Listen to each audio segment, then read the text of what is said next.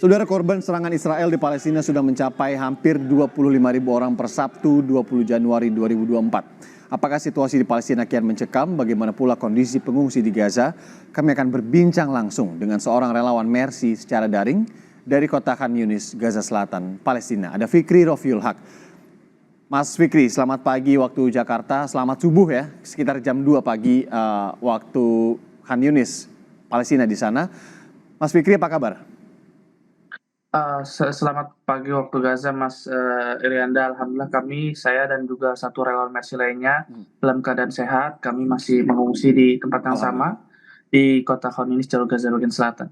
Oke, terakhir informasinya ketika Rumah Sakit Indonesia 2023 akhir lalu ini sempat akhirnya diduduki oleh Israel, kemudian ada perintah untuk kemudian evakuasi ke Khan Yunis begitu ya, salah satunya ya di daerah Anda sekarang. Itu ada 3 relawan waktu itu, Mas Fikri. Satunya kemana, Mas? Ya, memang saat itu kami terdapat 3 relawan Mercy. Dari awal memang kami bersikukuh untuk tetap stay di Ya. jalur Gaza karena ingin terus membantu warga Gaza, dan terutama saat itu membantu Rumah Sakit Indonesia ya. Saat itu kami terus mengambil makanan siap saji, sembako buat para pengungsi, dan juga obat-obatan tentunya untuk Rumah Sakit Indonesia, serta kita saat itu mencari minyak goreng untuk pengganti solar, ya Hmm. itu generator menghidupkan Rumah Sakit Indonesia saat itu. Namun karena kondisinya semakin buruk, akhirnya kita terpaksa seluruh yang ada di Rumah Sakit Indonesia itu dikosongkan. Setelah itu kita evakuasi ke Gaza Selatan, dan lalu teman kami satu yaitu Mas Farid Zanjabil Alayubi memutuskan untuk mengikuti evakuasi dari pemerintah Indonesia, dan alhamdulillah Oh, oke. saat ini beliau sudah dalam keadaan sehat di Indonesia. Oke, Mas, sekarang di Khan Yunis sendiri seperti apa situasinya? Bisa nggak gambarin ke kami? Kemudian juga kalau untuk Rumah Sakit Indonesia sendiri yang ada di Gaza seperti apa, Mas? Ya, memang sejak 12 Januari 2024, pada hari Jumat lalu kami kehilangan komunikasi 1 minggu penuh ya, Mhm. sampai Jumat minggu depannya. Dan memang kondisi saat itu benar-benar sangat mencekam sekali, di mana serangan-serangan bom itu sangat terdengar jelas dari tempat kami, dan seringkali juga membangunkan tidur atau istirahat kami ataupun warga-warga sekitar, karena memang serangan bom ini bisa menggetarkan sekolah tempat kami mengungsi ya, dan juga seringkali jet tempur ini dengan jarak yang sangat dekat mereka berlalu lalang di langit-langit di area sekolah tempat kami mengungsi. Dan memang sampai saat ini juga dentuman bom masih terus dengar, pembantaian oleh warga sipil masih terus dilakukan oleh pihak Zionis Israel. Tercatat dari Kementerian Kesehatan hampir 24.900 lebih ya, hampir menyentuh angka 25.000 ini warga syahid. Di antara mereka terdapat 11.000 kurang adalah anak-anak kecil, dan juga 7.000 anak-anak, dan 7.000 adalah dari wanita, dan terdapat juga 117 jurnalis dan 335 tenaga kesehatan yang ikut turut meninggal ataupun syahid akibat agresi militer Zionis Israel. Dan korban luka-luka juga sudah mencapai 62.300 lebih.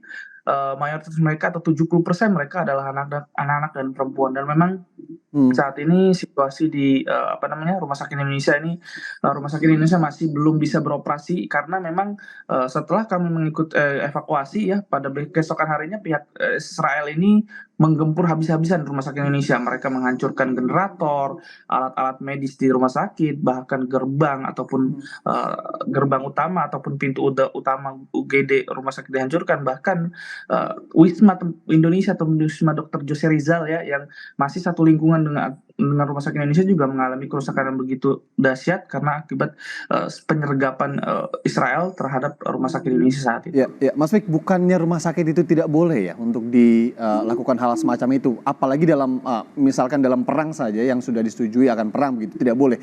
Tapi kenapa ini Ya, dilakukan? Anda tahu alasannya?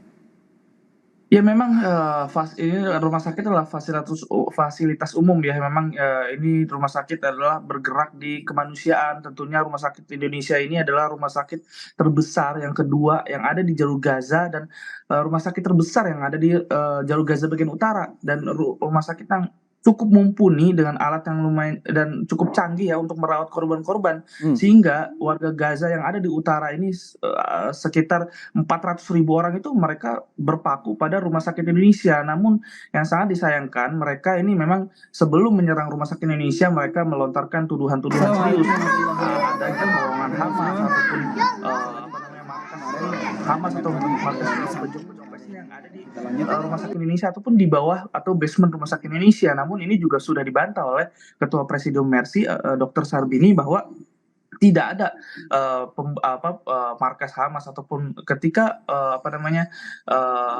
ayah saya sendiri ya sebagai engineer juga di rumah sakit atau site manager rumah sakit Indonesia juga beliau menggali 8 meter ke bawah, mereka tidak menemukan apapun, mereka tidak menemukan terowongan, mereka tidak menemukan markas ya. Ini adalah alasan mereka untuk mereka terus melancarkan serangan mereka ke fasilitas umum termasuk rumah sakit Indonesia saat Itu ya alasannya. Jadi diindikasikan ada tunnel tersebut tadi ya. Oke, saya akan di sini ada gambar juga, ada salah satu relawan rekan Anda, Mercy, Reza Aldila ya. Reza juga masih di sana ya, Mas Fik ya?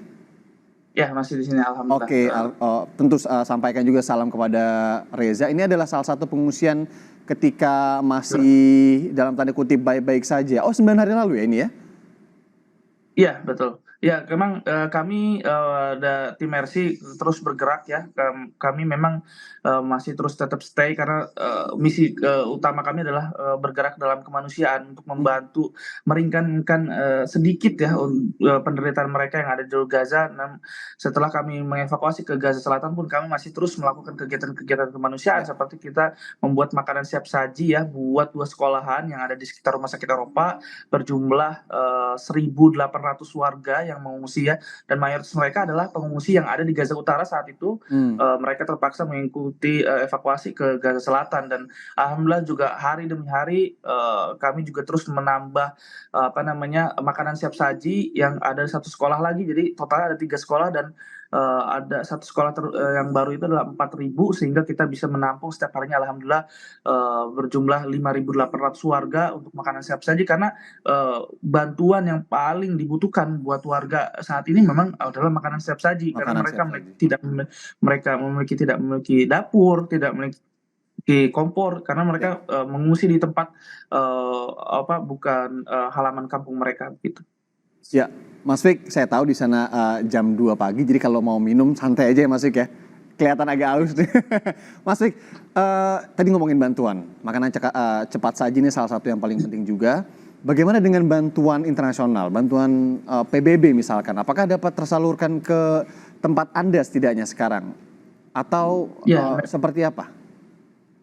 Ya, memang sampai saat ini juga pihak militer Israel ini masih terus membatasi bantuan-bantuan yang masuk ke Rafah ya, karena memang kenapa mereka yang mengkontrol, padahal sedangkan ini adalah perbatasan Mesir antara jalur Gaza, karena jalur Gaza ini sudah diblokade sejak 17 tahun yang lalu, 2006 yang lalu ya. Jadi semua yang masuk, semua apapun yang ada jalur Gaza ini pihak militer Israel mengkontrol. Mereka terus membatasi aliran listrik, mereka terus membatasi koneksi, membatasi air bersih, memutus juga bahan bakar ya yang ada di jalur Gaza, sehingga banyak saat ini tidak tersedia solar yang ada di Gaza. Banyak kendaraan-kendaraan sudah memakai gas ataupun minyak goreng untuk bahan bakar mereka, sehingga sampai saat ini jalur Gaza yang saya pantau dari tempat kami berada dan dari media lokal bahwa setidaknya kurang dari 100 truk setiap harinya masuk ke jalur Gaza, dan sebenarnya ini masih jauh dari kata kurang, karena di Gaza ini sangat banyak krisis air bersih, krisis pangan ya. Yang untuk memenuhi krisis ini memerlukan 1.000 truk ya, kata PBB sendiri memerlukan 1.000 truk untuk masuk ke jalur Gaza, sedangkan yang hanya masuk adalah 100 truk saja, sehingga memang beberapa bantuan bisa disalurkan. Namun saya bisa jelaskan bahwa ini jauh dari kata cukup, karena memang yang dibutuhkan saat ini adalah bukan hanya air bersih, air minum ya, ataupun bahan pangan, namun obat-obatan untuk rumah sakit, karena jumlah korban terus berjatuhan setiap hari. berdatangan ke rumah sakit, dan rumah sakit saat ini mengalami krisis obat-obatan dan tim medis tentunya, karena tim medis yang seperti saya sampaikan 335 tim medis meninggal akibat agresi militer Israel ini. Sehingga memang rumah sakit saat ini memerlukan obat-obatan, dan juga banyak masih terjadi penanganan-penanganan medis yang tanpa bius akibat kekurangnya obat-obatan yang ada di rumah sakit di seluruh jalur Gaza. Terakhir Mas Fik, kenapa Khan Yunis ini adalah wilayah yang disetujui oleh pihak Israel untuk tidak akan diganggu gugat begitu terhadap warga dan juga beberapa relawan kemudian diarahkan ke sini, atau seperti apa? Ya, sebenarnya banyak pertanyaan, apakah ada apakah tempat kami di sini adalah aman. Sebenarnya tidak ada tempat aman yang ada di jalur Gaza saat itu. Ketika kami bertugas di Rumah Sakit Indonesia, kami menganggap Rumah Sakit Indonesia ini aman. Ya. Namun pada kenyataannya akhirnya Rumah Sakit Indonesia saat itu sudah dibombardir.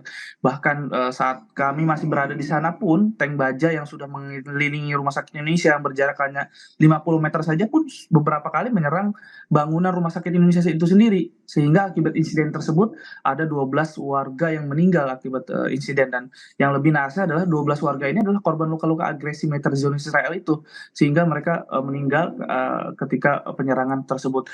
Dan memang mereka memerintahkan warga yang ada di Gaza Utara itu mengevakuasi ke Gaza Selatan, karena memang mereka ingin melaksanakan invasi serangan daratnya ke Gaza Utara. Namun ketika mereka memberikan saran kepada warga untuk mengevakuasi ke Gaza Selatan pun tidak luput dari agresi militer Israel. Ya, sampai hari ini juga dari Rafah, kota Khan Yunis, ya, tempat kami berada, masih digempur baik dari pesawat jet tempur mereka ataupun serangan-serangan darat mereka, ataupun bahkan dari laut yang ada di jalur Gaza gitu.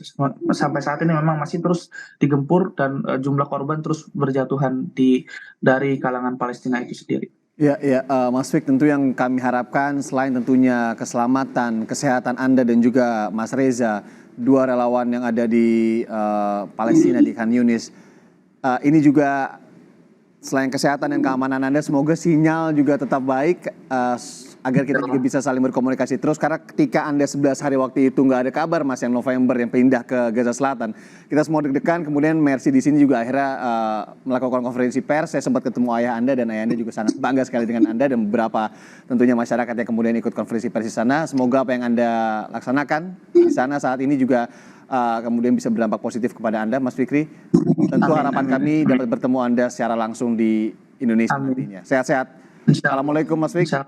Sampai ketemu lagi, kita ngobrol lagi di lain waktu. Terima kasih. Insya Allah. Sama-sama Mas.